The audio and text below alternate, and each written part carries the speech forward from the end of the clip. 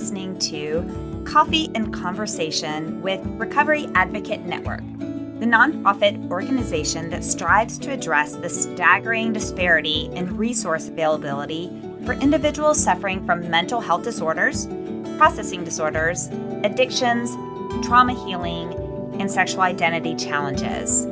Together, we strive to end the stigma associated with these challenges so that true healing can begin.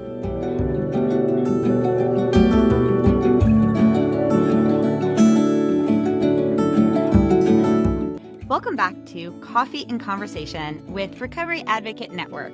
I'm your host, Ange, and welcome you to episode number 61. Today's guest is artist Laura Scott. I love this episode. Laura currently lives in Minnesota with her husband and her daughter. She was previously a preschool teacher for 15 years. However, after getting sick with COVID, her perspective changed. She wanted to do something creative and make something beautiful during a very tough time. She'd never been an artist and wanted to learn something new. She was therefore self-taught by YouTube, which I absolutely love, and decided to start painting flowers and finally landscapes. She now uses watercolor painting as a calming, refreshing, good for the soul time in her life. In addition to her challenges and growth with COVID, Laura was diagnosed with and treated for kidney cancer while in college at Purdue. About the experience, she said, "During my stay in the hospital over several days, I do not want to be labeled a cancer survivor or a cancer patient. I don't have cancer anymore. Then, I try to get out of bed and walk down the hall, but I can't move. Feeling permanently bent over. I'm determined. I don't want people to feel sad for me. Sent home to rest for 3 months, I don't protest. It's still difficult to move. My bed sounds good. I'll have a lot of time to think. What will life be like post-cancer? I still don't like the sound of survivor. Anxiety persists and therapy helps." It ran, we advocating for learning different modalities to healing, and art is certainly one of those. About this process, Laura states, "Art provides a therapeutic outlet for processing difficult emotions and experiences, allowing individuals to express themselves freely and authentically. By immersing themselves in the creative process, individuals can cultivate a sense of mindfulness and self-awareness, ultimately leading to greater emotional well-being and a deeper connection with themselves." You can purchase Laura's art from her website at www.lsartworks.com, or better yet, join us for our next fundraising auction in April to bid on the art that she donated to help the RAND mission to help those in need of treatment.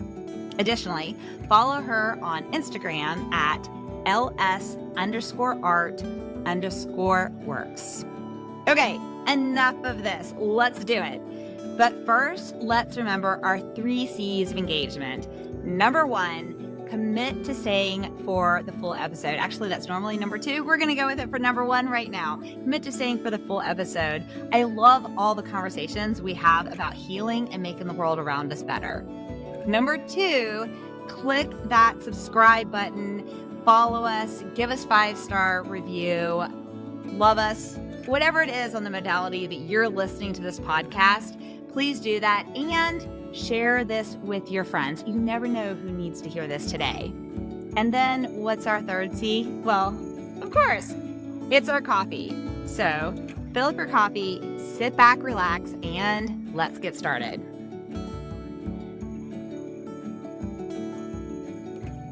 So how about we interview you? What do you think? Okay, let's do it. Let's do it. Okay, listeners, I don't know. I might include part of what Laura and I have just been talking about because I love some of the amazing things that Laura said. But today what we have is our first episode recorded from the East Coast. We've been recording from the West Coast, and this is our first episode from the East Coast in my temporary podcast studio for a bit. And I am super lucky to have as the first guest, Laura Scott. Now, Laura, Hi. I read your intro of what you said and your background, and I went back and forth on how I was going to introduce you. But what I think I'm going to do is true to form is I'm going to shut Okay. up and let you introduce yourself and tell us why you're Okay. here today. Yes. So I'm Laura Scott, and I'm in Minnesota with my husband and my daughter and two dogs. My story, there's a lot of anxiety in it. There's a lot of health anxiety, a lot of questioning, parenting, just stuff that I think a lot of people can resonate with, and hopefully it can bring a positive spin on just what and how to lift yourself up out of a dark space, even when uh, it's, nothing dramatic happened. I mean, to me it did, but it was stuff that people could deal with on an everyday anxiety level that I don't think is talked about enough. That just being a mom, being a wife, being a woman in today's world gives anxiety off just being on social media. I get off of social media and I'm like, what am I not doing? Where am I supposed to be? What am I supposed to do? But my story that I want to talk about is at 23, I was diagnosed with kidney cancer. And I was in college at the time, and I was at Purdue University. I was a senior, and normal, symptoms. Everybody wants to know, what were your symptoms? What did you have? And I was really tired. I was losing weight, and I had pain. So my pain was right underneath my rib cage on the left side. And, when you're in college, everyone's tired, everyone's anxious, all the things. But the pain just wouldn't let up. And so it was right before Thanksgiving break. I went into, the health center at the university, and the doctor told me I probably had bronchitis and to take 3 Advil every hour. And I looked at him and I said, but I'm not coughing. And he's like, well, you might be. So just go home and rest. So, of course, yes, do whatever you say, ma'am. I'm going to do that. And I did. And so, long story short, went home for Thanksgiving break and went to my primary doc. And he called me on the phone and said to my mom, your daughter cannot go back to college. She has kidney cancer and needs to have her kidney removed, like as soon as possible. Wow. And yes, and so that was obviously anxiety in itself, but I was to graduate that fall, and my I was the fourth generation at Purdue to go in my family to go there. So my number one goal always was to graduate. Like that, I had to be just like everybody else and graduate. So the fact that I was possibly not going to be able to because of the cancer was very scary and very overwhelming. But luckily, I was there for early childhood education, and my professors, had seen me through, the beginning and said, "We got you. We're gonna put our faith in you and get your treatment, do all the things like you're gonna walk." And so, December 27th, I had my left kidney removed completely, and I graduated. I want to say 2 weeks, 3 weeks prior to that. So when I graduated, I walked across the stage and I immediately thought, I have cancer in my body, and can everybody see it? Like I felt like everybody was looking at me and everybody knew, and everybody was like feeling sorry for me. And I never wanted to look like a cancer patient, a cancer survivor. I didn't want that title. It brought me lots of questions, and I wasn't wanting to deal with them. So walking across the graduation stage, my biggest goal in my life, and having this huge, literally thing inside of me, um, it was very daunting and very scary. And even to this day, I think back, oh yeah, you graduated, but you also had cancer at the time. It's that constant role in your mind that keeps playing. And so the night I had my kidney removed, my parents rallied around me, and we had a little party and had all my friends that supported me through the whole journey at the house. And um, then I woke up from surgery the next day and they're like, you're cancer free. And one, there was so much pain in that. I mean, losing an organ, a lot of people it's very, very painful. And my husband, which was my boyfriend at the time, was there, and he whispered to me like, you got to get better and stronger so we can go pick out a ring. And I said, okay, that's great. Let's do that. But I also said to him, you don't have to stick around. He still had a year of college left. And I said, this is a lot and this is a big thing for us to take on. And like, you don't need to stay. I totally get it. And if you are someone going through a cancer or a big health scare, I think for me at least, my thing was push people away because I can deal with it myself. But I don't want to put that burden on other people and make them feel the big feelings that I'm feeling. But I will say from experience, let people in and let them take care of you and surrender to that, because it gives you strength even when you don't even think it is. And just knowing that I had, all these people behind me and there to support me and pray for me and do all the things was great. But I didn't know how to feel when they said I'm a cancer survivor, right? Like that. First of all, I thought I didn't do anything to survive, right? I just went to surgery and woke up. Um, that was a lot of what ifs, like, well, should I and shoulds. Should I have looked at it sooner? Should I have known quicker? Should I have looked at the signs? Like, and then what if I waited longer? What if I didn't get it out now and I, didn't have surgery now and I waited 3 more months? Would I have been, you know, doing X, Y, and Z now because of that? Um, and so then ever since then, the health anxiety is, during that time, my blood work was fine. My urine was fine. And with kidneys, the first thing they check is your urine, the first thing they check is your blood levels. And, without having the physical pain, nobody would have second guessed it. Nobody would have looked at me twice. They would have said, you're in college, you're run down, you need to stop, doing all the things you're doing. But luckily for my body, it gave me pain. And so now, as almost a 40-year-old woman, whenever I get pain or anyone in my family gets pain, but everything else is fine, I have that thought, well, what if? What if it's more? What if we didn't catch it? What if the doctor isn't, taking me seriously? Like, that's a big anxiety for me, of the doctor's not going to take me seriously because X, Y, and Z looks fine. But I know my body and I know what I've gone through, and I know sometimes it's more than that. And just being able to calm myself and to come into my own body and say, okay, I've done it before, and if the worst happens, I'm going to do it again. But I cannot go down the road of, oh, I hurt my elbow, I think I, have tendonitis in my elbow or whatever. The worst possible scenario. And never Google is never good. Like, I could tell myself I have 3 different Wikipedia cancers right now. doctors, right? Yes. And so it's a faith journey for me in terms of learning my body, learning my mind, learning what I can handle and what I can't, and knowing, trusting, but also being cautious of doctors that I'm going to trust that they have done everything that they're going to do, and that if things get worse and or change, I will come in again. But if they don't, I'm going to live my life, because I'm not going to live in a world of fear and anxiety that, this health could take away from me.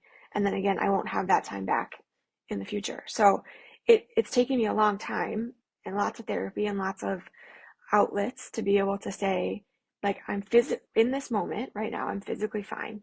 I'm emotionally fine. And that has to be enough, right? Like, it has to be okay, and stop looking for a bigger problem just because you've had one in the past. I think, when you were talking about, well, a couple of things, going to the doctor and having a doctor say, which, as a reminder, doctors are human and they're Yes. seeing a gazillion patients and they're Mm-hmm. going through their checklist of things, and blood work looks fine, urine looks fine, You're all of these 23. things. You're fine. Yeah, You're too old to exactly. get this kind of cancer.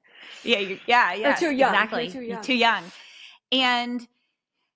And yet I also can relate, my first child, my husband and my ex-husband and I tried to get pregnant for years and years and years. We finally got pregnant through fertility treatment. And our first child, when we were 7 months pregnant, the placenta abrupted. The baby was fine, but we didn't make it to hospital in time. And so he was stillborn. And when I got pregnant with my second child, which was just, Oh, a horrifying experience when, because I was in labor for 24 hours and delivery and all that. talk about anxiety and Yes. past So then when I experiences. got Yeah. pregnant the next time, we just moved from Georgia to Michigan. So I had to find a new doctor suddenly. And the And you want doctor, them to be the best. You want them to have yes, all the yes, experience. Yeah. You don't exactly. just want And the the first first person they give you. No, and the first doctor I went to interview, they said, "Well, we won't consider you a high risk or anything because the odds of that happening, it just won't happen again." And I Oh, looked at that doctor and I said, "I've been pregnant once and it happened to mhm. me once." So to That's me, enough. in my brain, there's 100% chance that this could happen. I see in your instance, and I, of course, did not use that doctor. I went and found another doctor that Good. had some bedside manner, and he was Yes. amazing. And I have an amazing daughter now who is Oh, 21 and a half. Time flies.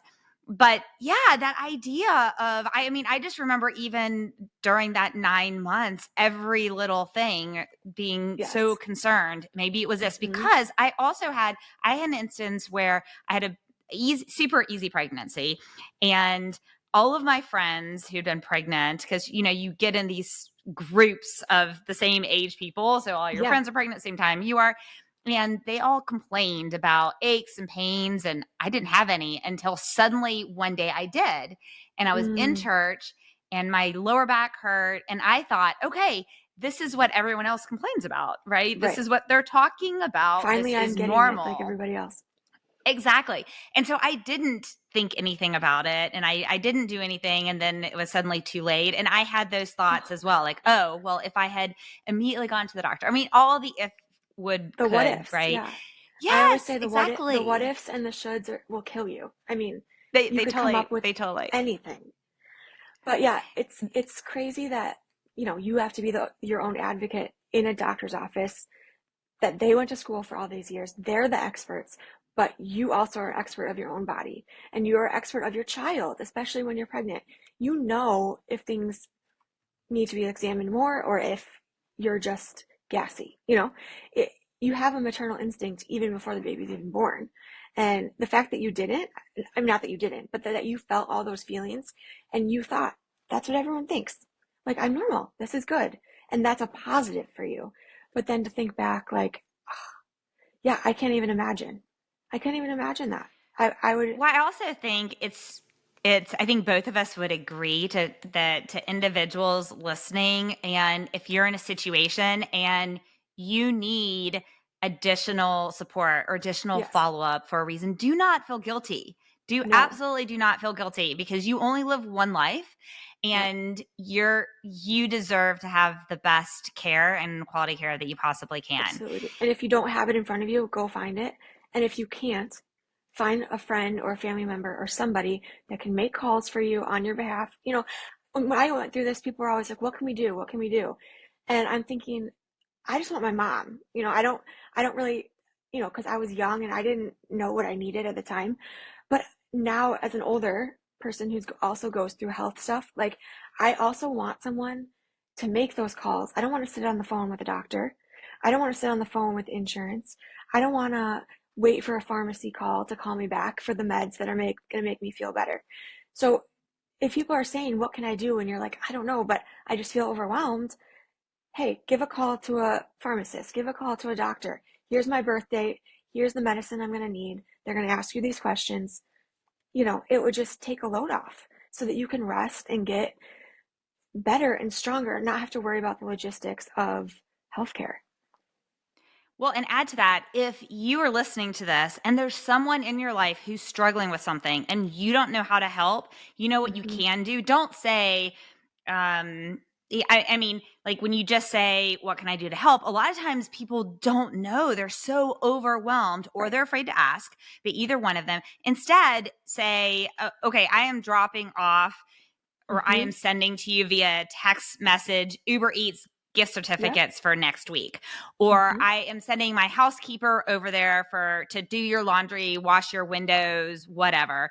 I Mm-hmm. am, or give these ideas that Laura just gave. Say, hey, I am more than happy to be the person who's sitting on hold with the insurance company Yep. forever. If that would be helpful, I can do that. I can pick up prescriptions. I give ideas of solid things, especially maybe things that you don't want to do yourself. Like, think about the Right. things when you're sick, you don't want to do Yes. yourself. And that's how Yes. you can show the most amount of love and compassion and Mm-hmm. feel for somebody else. What Mm-hmm. what what does not help was to minimize their feelings, to minimize their pain, or tell them things happen for a reason, or tell them some of these items that are not helpful in the situation. So I want to talk, Laura, about your art, because actually Yes. I want to read what you sent to me about your art because it was so amazing. So one of the things at RAN and myself, aside from RAN, we strongly advocate for individuals realizing that there are a lot of different therapeutic modalities that Hmm. can lead an individual towards healing, towards growth. And I believe that, especially treatment centers, I think treatment centers should include as many different types of modalities as Yes. possible to give the individuals an opportunity to try them to find what works and speaks to them. Yoga may Hmm. work and speak to one person. Mindfulness might. I will tell you this, when I was in treatment and we first started doing mindfulness and my instructor asked me to close my eyes, I was like, you have got to be kidding. I'm a Yeah. kidnapping victim. I am not closing Right. my eyes in the room with Exactly. other people. Exactly. That is not happening, Right. right? But there are other things that do. So what you wrote to me was art provides a therapeutic outlet for processing difficult emotions and experiences, allowing individuals to express themselves freely and authentically. By Mhm. immersing themselves in the creative process, individuals can cultivate a sense of mindfulness and self-awareness, ultimately leading to greater emotional well-being and a deeper connection with themselves. So I want Yes. to hear about your art. I want to hear about how Hmm. you came across so much wisdom with it and what you're doing with your art today. Yes. So during COVID, I got, of course, very, very sick with COVID, and it the after effects took a long, long time to get better. Prior to that, I was a preschool teacher for 15 years, and physically, I could not do it anymore because COVID just took so much out of me. And growing up, people would say I was not a creative person. They would say my coloring, I didn't stay in the lines. I can't cut a straight line. When I was teaching preschool, I would cut stuff out and say the kids did it because my cutting was so bad. Like I just couldn't do it. And so in my mind, I was always like, I'm not creative. That's just not what I'm going to do. But during COVID, I did all the things. I did yoga, I did meditation, I did Reiki, I did massage, and it just wasn't fulfilling me. I was feeling more physically drained, more physically tired.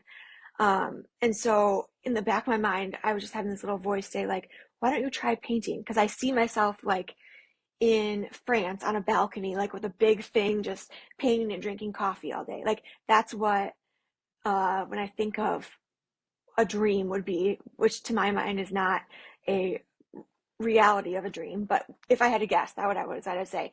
So I got That would all be the your stuff to magic do. wand of like Yes, paradise. yes. So I Okay. got all the stuff to watercolor, and I went to YouTube and I taught myself. And I started with just like really bright flowers and really bright stems and just big, bold stuff that was easy. And now I've kind of transferred into like birch trees and like forest type paintings. And I actually have some art up in Hudson Hospital in Wisconsin in the nursery, which I think is super sweet It's and amazing.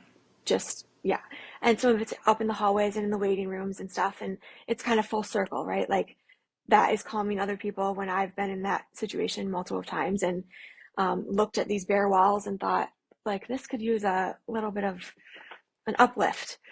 And I also have some art in a little coffee shop in Stillwater or around town. So, and doing donations for you guys, which was really awesome to be able to be a part of your charity. And just sending stuff out for friends. And I'm on some greeting cards throughout some grocery stores in around the world. So it's kind of turned into this side job for me that's been very fun. And I realize that it's given me a strength that I didn't know that I had. Because, like I said, growing up, I was kind of diminished and saying, you're not that good. Like, it's not good for you. It should make you feel bad about yourself. But it's now doing the opposite and bringing out a different side of me. I would say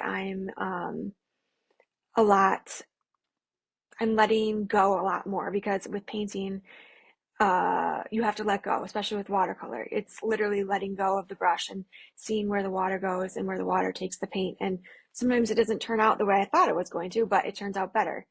And I think that's a good metaphor for life, of just let go and see what happens and put your best foot out there, and hopefully it will turn out better than you thought. And most of the time I'm like, oh, I don't really love it. But people come to me and they're like, I love it. And this is just what I was looking for. How did you know? And that, again, raises my spirits of like, okay, this is something that is helping other people or is uplifting people in a dark time. Um, and that's, to me, that's what brings me joy, is making people feel better, because I know what it feels like to feel down and to feel defeated and deflated. Um, and with the art, it's hard to be sad, right? And it's making me feel more positive, because I'm putting a goal around myself. I'm not allowing myself to say, oh, this wasn't good, right? I'm not allowing to say, I don't like this. I'm going to say, I'm just going to try again and see what happens. And I've learned, if I do something really well, I cannot redo it. So if someone's like, oh, I really like this piece, can you recreate it for me? I'm like, I can't. Even if it's the simplest flower or the simplest, tree formation, like it's a one and done thing, because it's in that moment how I'm feeling and how I'm processing whatever I'm thinking in that moment. Um, and it cannot be recreated, which I think is awesome, because I'm able to do one of a kind things, and do it from my heart, and do it for the people or for the situation that it calls. So, Well, absolutely. I was going to say the one of the kind part, I think, is one of the items that often makes it so special. I love to make gifts for individual that are one of a mhm, kind, and that is not something that they would just go out and buy for themselves, that they can keep. And I also love what you were saying. So, I mean, really, the art, watercolor, like you have to go after and be disciplined enough to set up your canvas, to mhm, buy the paints, to choose the paints. So the idea of saying, okay, I'm going to do these steps, mhm, and then I'm going to put my best effort on the canvas with the mhm. water, and then I'm going to let it go. Let I it mean, go. that is amazing. Yes. I love Well, and that. it's just so freeing. And then when you're done and you look at it and you're like, I did that. I didn't do that. You know, it's very, it's just uplifting, and brings my spirits up. And, if I'm having a rough day, or, not feeling the best, then I definitely say, okay, I need to paint at least two pictures today, and one of them will be good. I'll like one of them at least. And then I can shut it down for the day and go to bed. I mean, 'cause it doesn't take, I'm not doing oil that takes forever to dry, or, I can just sit and do a quick sketch or whatever, and um, make that day, turn it around, make it positive, make it bright. So, I mean, a couple of things that we've learned already thus far is a reminder: do not use the internet to Google your symptoms for Yes, what's wrong with you. But you can use YouTube and other resources to learn a something lot of new. therapeutic skills. You Mm-hmm. can learn it, you can use it to broaden your ability for yoga. You can, if you don't know what Reiki is, you can go on YouTube Yeah. and watch videos of it and see what that is. You Mm-hmm. can learn how to watercolor. You can learn how to do so much. And really take a moment and say, I'm going to own some piece of my happiness, my Yes. joy, my hobby. And so I love that you just said, okay, this is what I'm going to do in this period of time, and figure out how to do it. Well, I was just so sick of being sick and tired. I was just, I felt like I had to do something new, because everything that I had done in the past was just not even a thought in my mind anymore, because it wasn't serving me, and it wasn't um, the path that I think God put me down. And I think now we're on a new journey, and I think life's all about journey and where it takes you. And so far, I've been doing this how many years? This would be 2.5. I've met so many great people. I'm now talking to you, which I think has been a great experience. And learning something new can be scary and hard, but at the end of the day, it also can be great and wonderful, and bring you to a place you never thought you would be. And then when you're feeling better and 100%, if you're sick or not feeling well, pick it up again when you're feeling better, and it will give you something to look forward to. And I think that's really hard when you're in the what ifs and you're in the shoulds and you're in everybody else is doing this. Why am I not doing that? Like you said, own you, be you, and be okay with that. That's okay if you want to change your journey and do something that's for you. Because in these what ifs and in the journey of health and anxiety and sometimes depression, you only have you. You can reach out to people and you can say, hey, I need help, but at the end of the day, it's you that's getting you out of this. So try everything you might to get out of it and be better for it. I want to unpack a couple of things that you've Okay. said thus far.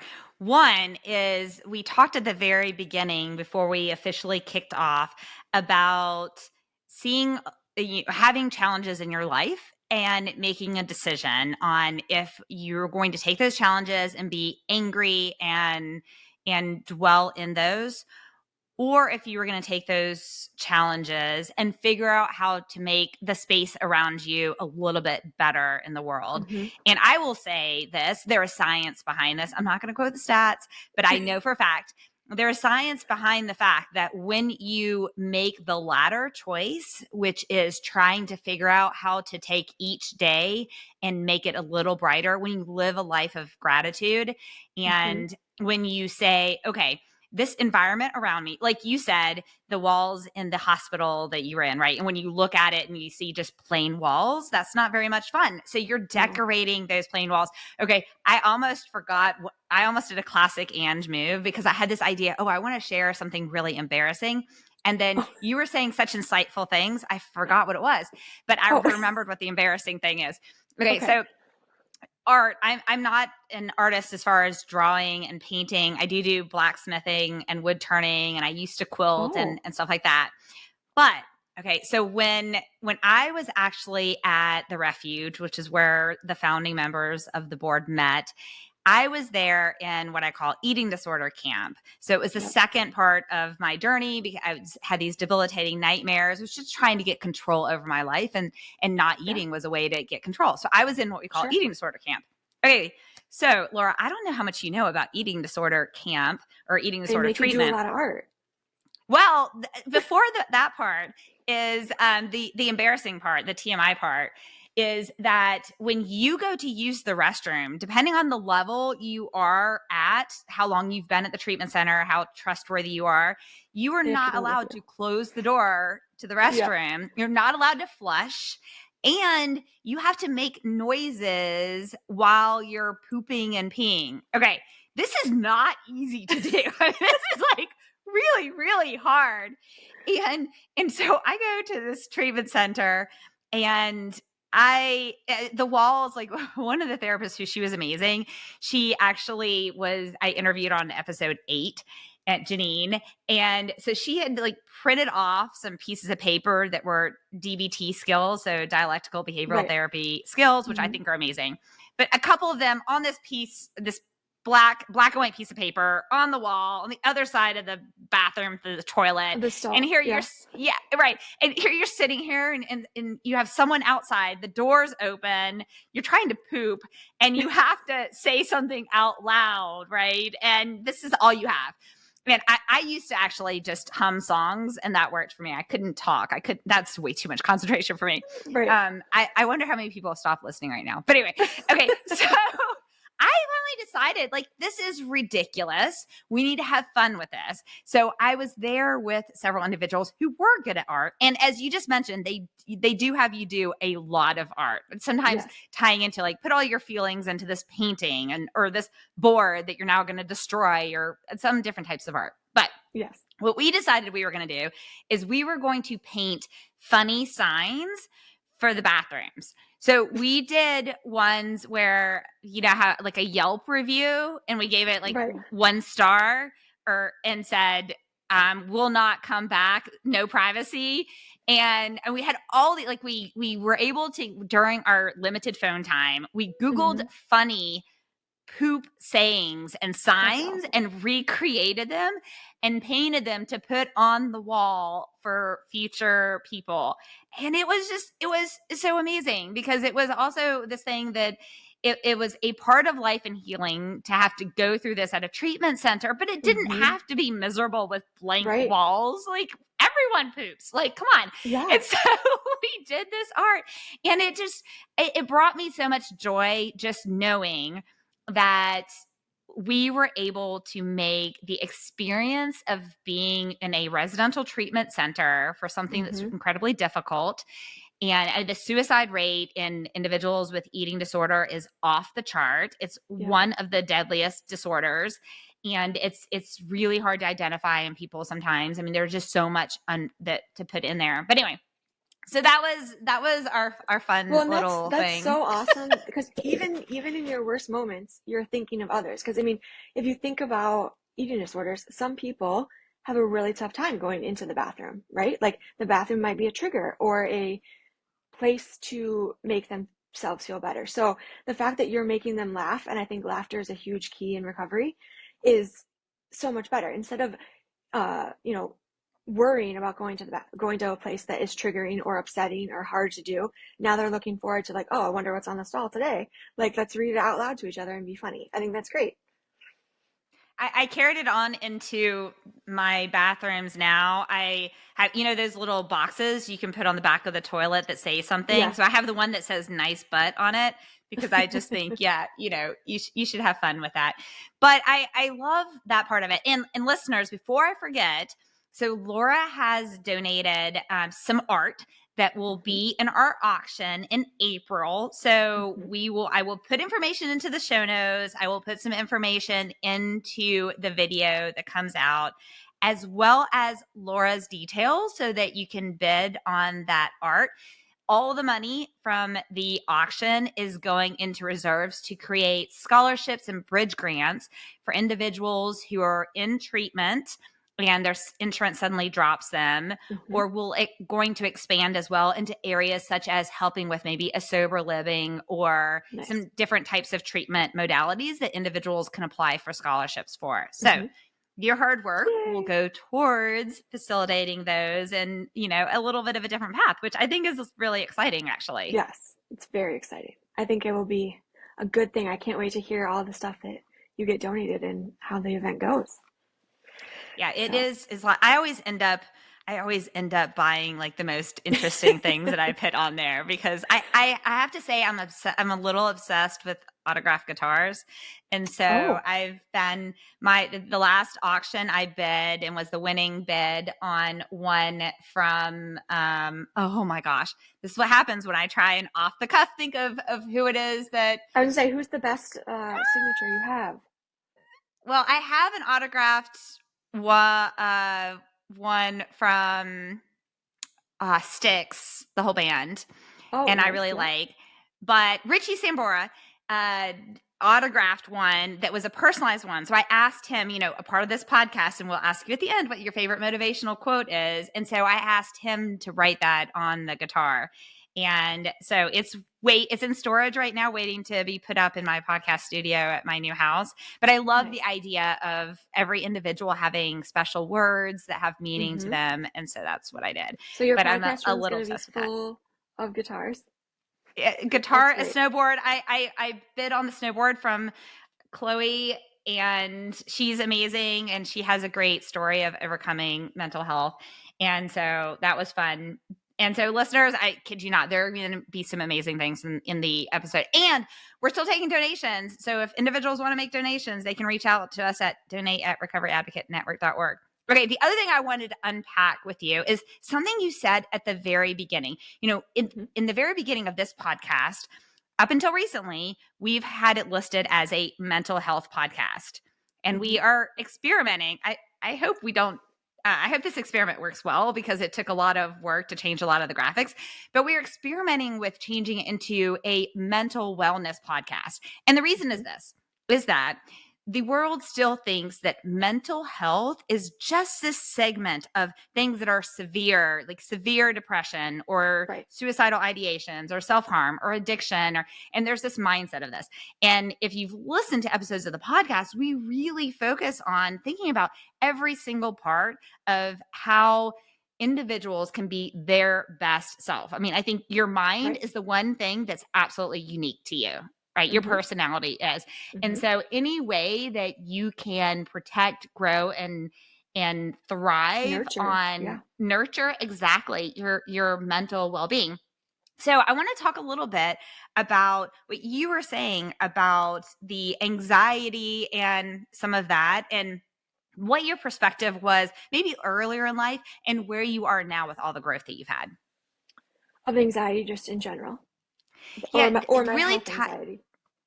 your health There's anxiety, multiple. either one. Absolutely. Actually, let's talk about both.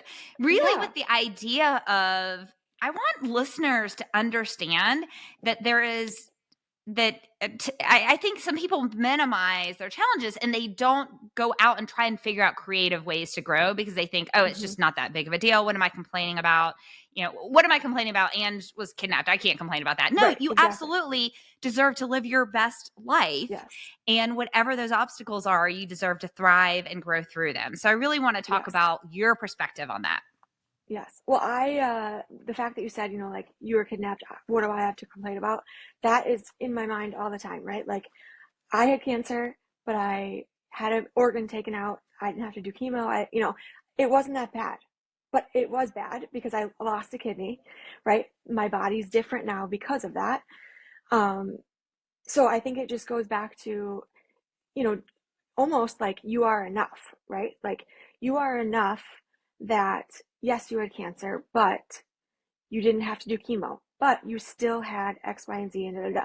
So for you, it was enough and it was hard enough because it affected you and it affected your family and it affected your life, and your journey is different now because of it. So yes, it wasn't as, terrible, and I wasn't throwing up every night and those terrible, terrible things that you hear, but for my life, it did impact it, and I can say it hurt me and it was hard and I got an anxiety from it. Um, and that is okay. And that is okay that I say it was hard because it was. I mean, you're being honest about who you are and where you are in your journey. And sometimes God gives you certain things that you can handle, but maybe my husband or my sister-in-law wouldn't be able to handle because the people around you, the support you're given, the faith journey you're on, the resources that you have is different, right, for everybody. So I just, whenever I feel those anxieties of like, well, it's not that bad. Well, it is that bad because right now I'm feeling that and my feelings are valid and my feelings matter and I matter, right? And that has taken me a long time to realize that my feelings matter. My feelings in this moment truly matter. And it is hard in this moment. That doesn't mean in 2 months it's not going to be hard. And I'm going to look back and think, oh, that wasn't that bad. I got through it, and it was fine. But in this moment today, I hurt. I feel this, I feel that. And that to be okay, to feel your feelings, because the more you don't feel them, then the more you push off and then you have anxiety of, I just, it can come crashing down. So I think growing up, I was an anxious child because this is a whole nother story that maybe we get into later, but I was born at a pound 12 ounces when I was born. And Wow. I was the first baby in 84 to be born at that birth weight, healthy. So I was supposed to have bleeds of the brain. I was supposed to have Down syndrome. I was supposed to have cerebral palsy, all the things. So because of that, I became the national ambassador for the March of Dimes. And when I was 5, 6, 7, my parents and I traveled around the world and we talked about March of Dimes and Surfactant and all the drugs that I was given because of the March of Dimes, so that I was able to be healthy. And so we got to meet President Bush, George Bush Sr., and I was 5, right? And so at the time, my parents were very protective of me. They were very conscious of me and my health and where I was and what I was doing. And so I was very much wanting to keep myself healthy for them, right? Because my mom was not expected to live. They gave my dad and my mom a choice. They said, your daughter's going to survive or your wife is going to survive. They both Wow. aren't going to survive. So you need to choose. And God bless my parents. They chose me. So my parents were given time to say goodbye to each other. So Wow.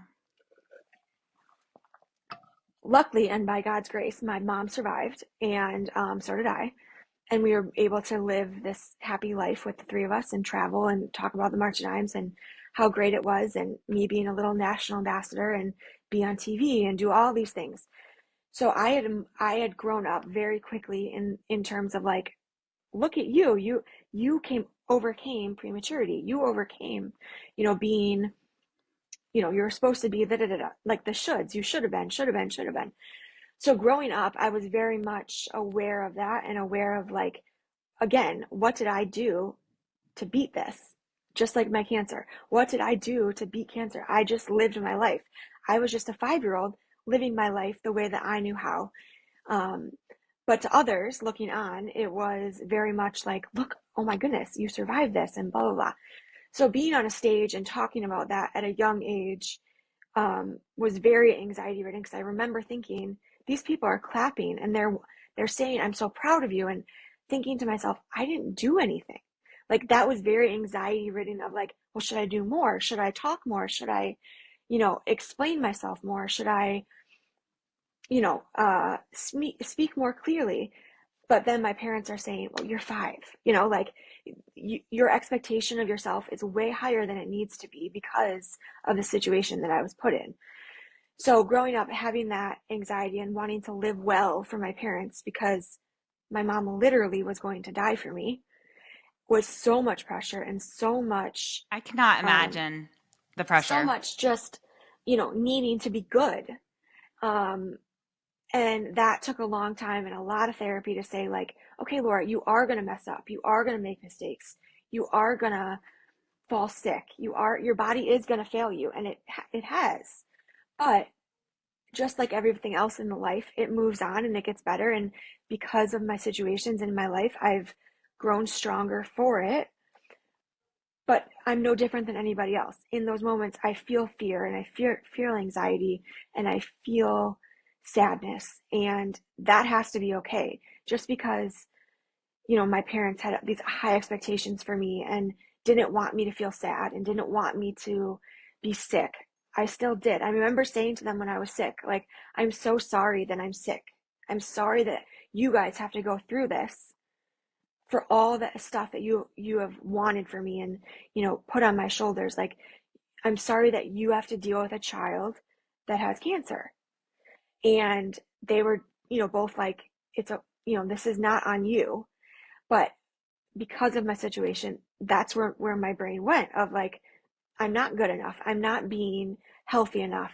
And so I had to come to terms with, this is life, and um, my body is failing, but we're going to do the best next thing. And like you said, what is your favorite quote for this? And it's always do the best next thing, right? So it's always whether you're in depression, anxiety, you're scared that you can't move, you're so sick you can't move, you are so excited you don't know what to do, you're so excited, you're so proud, you don't know what to do the next best thing. And that might be for people different, right? When I'm in those moments of fear, of anxiety, of my body is shutting down, I'm scared. Okay, Laura, do the next best thing. And in that moment, it might be take a shower. You accomplish that for the day. Like, that is enough, right? The next best thing might be call a friend, and that gets your mind out of whatever funk that you're in. It might be come downstairs and paint, because that's going to make you feel better. It might be sit on the couch and watch junk TV for 30 minutes and then do the next best thing after that. What's the next best thing after that? Well, you're gonna make dinner.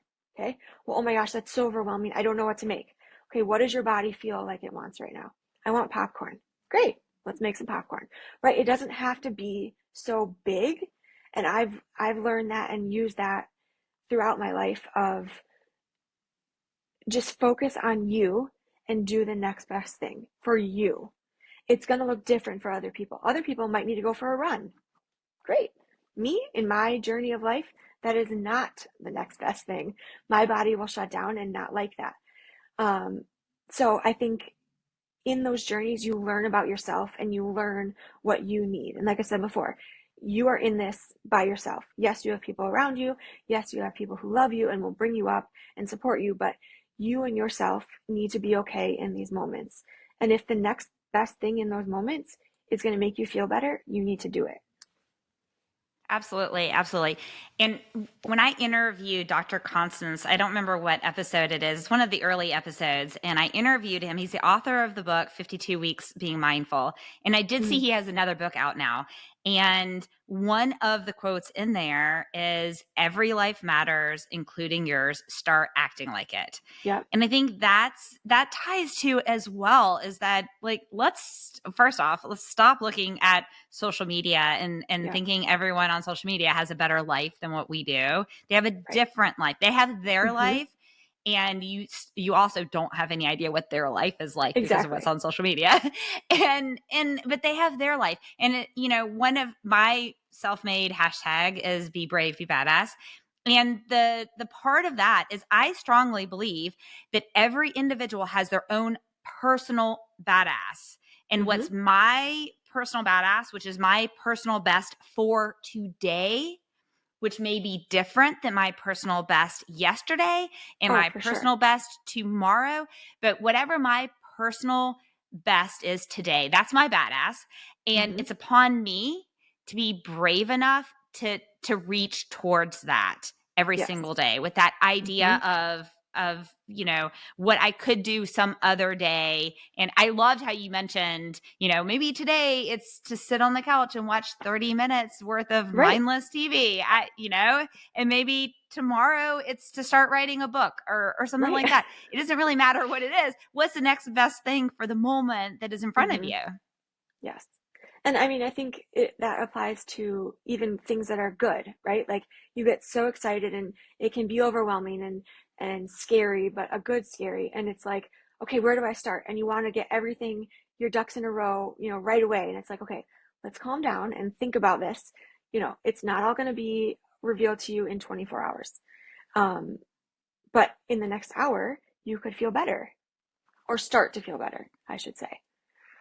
Well, Start you to feel better. absolutely, I'm just going to go out on a limb and say that when you were sick with COVID and decided to go on YouTube to learn to watercolor, I don't think that you thought your greeting cards would No, be in grocery stores around the world. I no, just don't think that you thought that, but you each day did the next right thing. And that's where it led you in your journey. Who knows where hmm your journey is going to go next. So right. what do you have in what do you think you have in store for a few of your maybe bucket list next things that you would like to accomplish? Oh, oh my goodness. Um, I mean, I would like to be more interactive, like on my social of kind of giving people that encouragement, right? And I've thought a lot about this because I am a teacher by nature, right? That was my thing, but it's not deep in me to teach watercolor because to be honest, I don't really know what I'm doing. I'm just doing it as I go and how I feel it. But to be able to give that motivation and that encouragement back to people to say, hey, you might feel low and not the greatest about your life, your painting, whatever, but let's continue on and see where this is going to go. And beauty is in the eye of the beholder, and you will be shocked how if you put one little thing out there, how people will respond in the positive. People have responded to me in positive ways that I look at something and I'm like, I don't see what you see, but like if that's encouraging to you and supportive to you, then let's do it. And you don't know what people are going through for one, and you don't know how certain things are going to affect other people and make them feel a certain way. And you can't diminish yourself and your abilities to the fact that you have the power to help people, to encourage people, to change people, to be a support to people in a way that you don't even know how. And you don't want to limit yourself to that because everyone is going through something. Everyone has been affected by depression. Everyone has been affected by anxiety. Everyone's been affected by a health scare in some sort of, 7 degrees of Kevin Bacon sort of thing somehow. And you never know how your story is going to impact them or spark something to try something new, to be that person for somebody. And you just don't want to miss out on that journey for them. Well, and also it doesn't have to be something huge you do for No. someone. I'll use an example. I just took a new job, and a couple of weeks ago, I woke up and I'd had kind of just not the greatest day the day before. Okay. And so I woke up not in the greatest mood. And I look at my text messages, and I was on the West Coast, so 3 hour time difference. And Angel Carrera, the president of Georgia Tech, had sent me a personal text message. He said, I saw in the news, like I think on LinkedIn probably, about your new job. Congratulations on going to ATOS from everyone at Georgia Wow. Tech. Now, let me tell you this. Well, first off, if my 13-year-old self knew I was Right. going to get a personal text message from the president of Georgia Tech, I would say, okay, That's you're full of amazing. it, because Right. I just did not grow up with anyone believing that that would ever happen for me. It's not the Mm-hmm. childhood I had. Okay. But secondly, I just, the idea that someone who is super busy Mm-hmm. paused their day to find out what my cell phone number Right. was and send me a couple of sentences totally made my day. And then forward, last week I had a board meeting. I'm on the board to the president at Georgia Tech.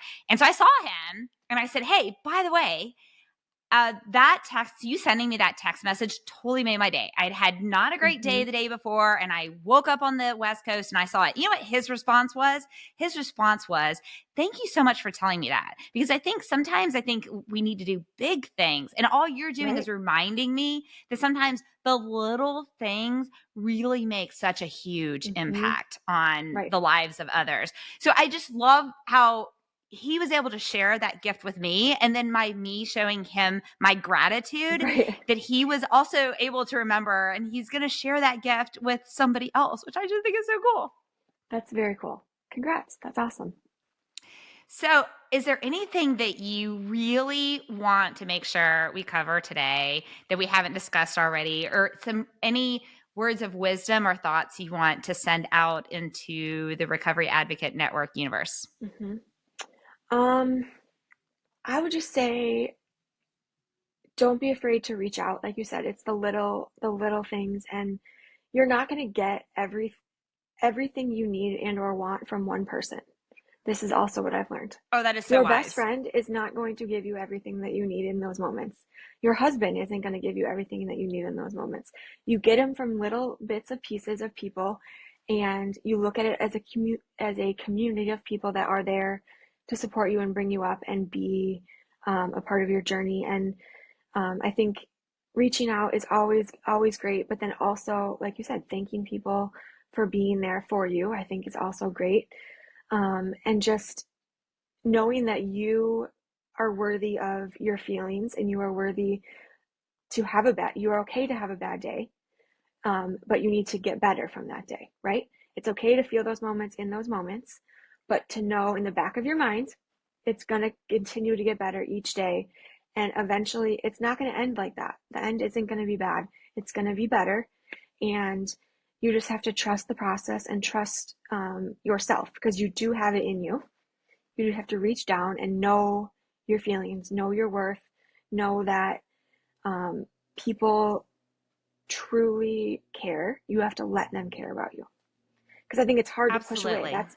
That's my thing. Push, push, push. Like I got this, but let people care. Let them do that for you because that's building themselves up and that's filling their bucket for the day. Like, oh, I just took Laura to the doctor today. Like that makes them feel confident and can feeling like a good friend. So let them be there for you. I love that. And I think also for individuals, when you're trying to help someone and maybe you're frustrated because they're pushing you away, I will say that for myself, I was severely abused as a child. And being a child in that scenario, it wasn't safe for me to go to other Right. people and ask for help. That wasn't safe. So I learned in those formative years that the only person I could count on and trust was myself. I wasn't was I going to show any vulnerability to anyone else. That was dangerous for me. That's what I learned. And so now at 48, I'm trying to unlearn those skills. Some days I do a good job at it. Some days I'm totally horrible at it because I just want to protect myself. Yeah, well, I mean, let's bring that back full circle. I mean, you said you only know how to rely on yourself and your strength within. That got you out of a very terrible situation that most people would be that took a lot from you personally to have that strength from within. That's you learned. And not that that's a positive that happened to you, but you had that skill and you learned it and you took it upon yourself to survive. And that's great. I mean, that's amazing. I feel like I should send you a copay for my therapy visit today, Laura. This is awesome. We can just talk whenever you want. I know, exactly. So a couple of things. One, so I will include in both the video. So I'm going to ask you to send me some photos to include in the video on YouTube.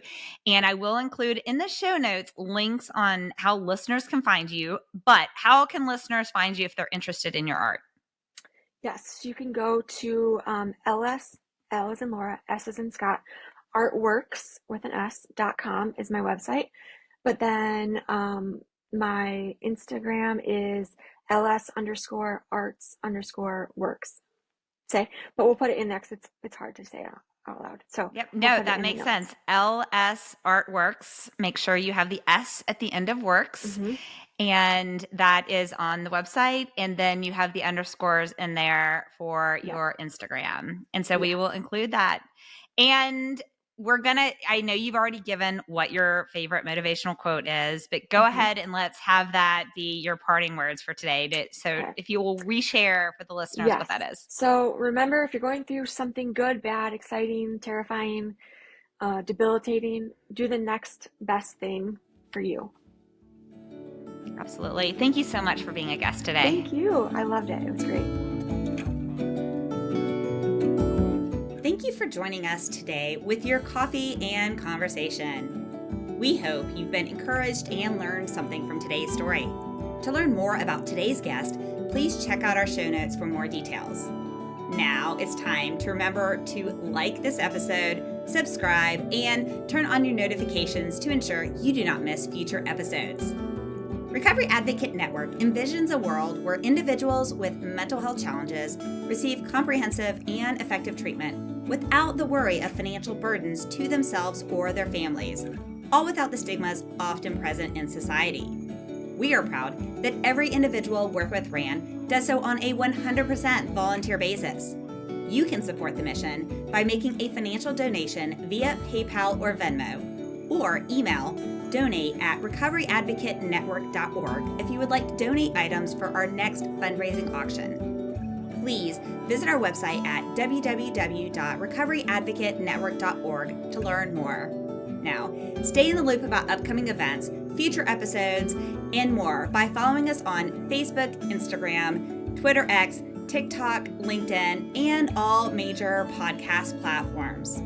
As a reminder, the experiences and advice expressed in this episode are the host and guest's own personal stories and do not represent the opinions of any organization mentioned.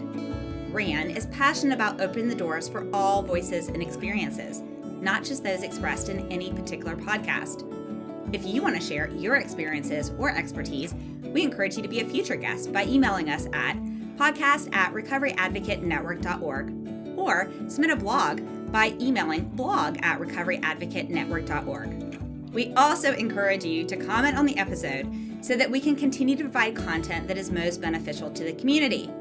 How do you do that? Visit our website at www.recoveryadvocatenetwork.org, and in the top right corner, click that comment button and comment. So listeners, what do you need to do? Pause what you're doing, subscribe, follow us.